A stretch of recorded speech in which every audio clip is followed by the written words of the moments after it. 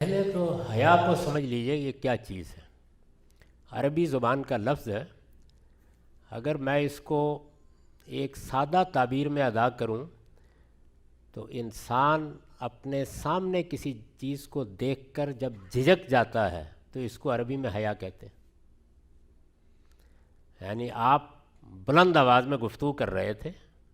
ابا جان باہر سے تشریف لے آئے، آپ نے آواز دھیمی کر لی، بیگم صاحبہ کو غصہ آ گیا، انہوں نے خیال کیا کہ آج گوشمالی ہونی چاہیے، آپ تھوڑے دبک کر بیٹھ گئے ہماری طرح۔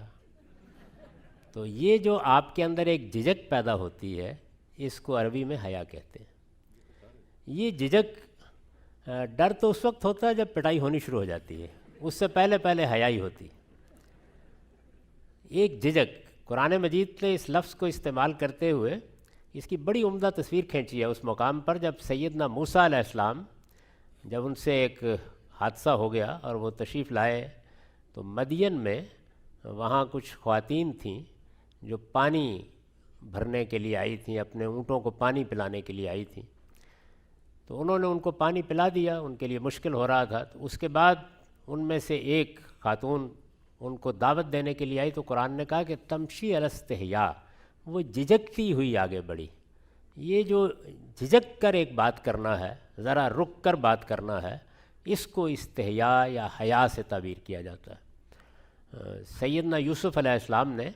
اپنا خواب اپنے والد کو سنایا ہے۔ انہوں نے کہا کہ میں نے آج خواب میں یہ دیکھا ہے کہ 11 ستارے اور سورج اور چاند میرے سامنے جھک رہے ہیں۔ تو عربی زبان کا جو جملہ انہوں نے بولا اس میں انہوں نے کہا کہ 11 ستارے اور سورج اور چاند، اور پھر رک گئے، اور رک کے کہا رأیتہم لی ساجدین، میں نے انہیں اپنے سامنے جھکتے ہوئے دیکھا ہے۔ یعنی بات کو شروع کر کے وہ جھجک گئے کہ اس میں تو میری ذرا مدح اور تعریف کا پہلو نکلتا ہے، اور پھر رک کے کہا کہ رأیتہم لی ساجدین۔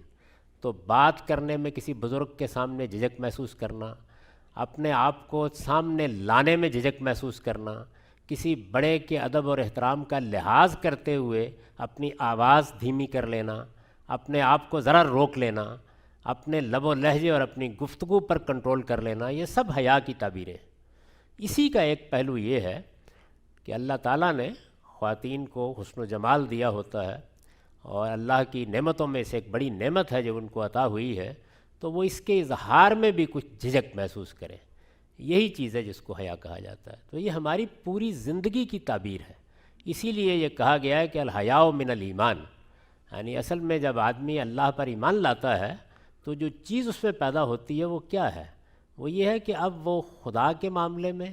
اپنے ماں باپ کے معاملے میں، اپنے بڑوں کے معاملے میں، اپنے بزرگوں کے معاملے میں، اپنے اقدامات کے معاملے میں بے باک نہیں رہتا، رک کر بات کرتا ہے۔ اور یہ جو رک کر بات کرنا ہے، یعنی لحاظ کر کے، ذرا آنکھ جھکا کے، اسی کو حیا سے تعبیر کیا جاتا ہے۔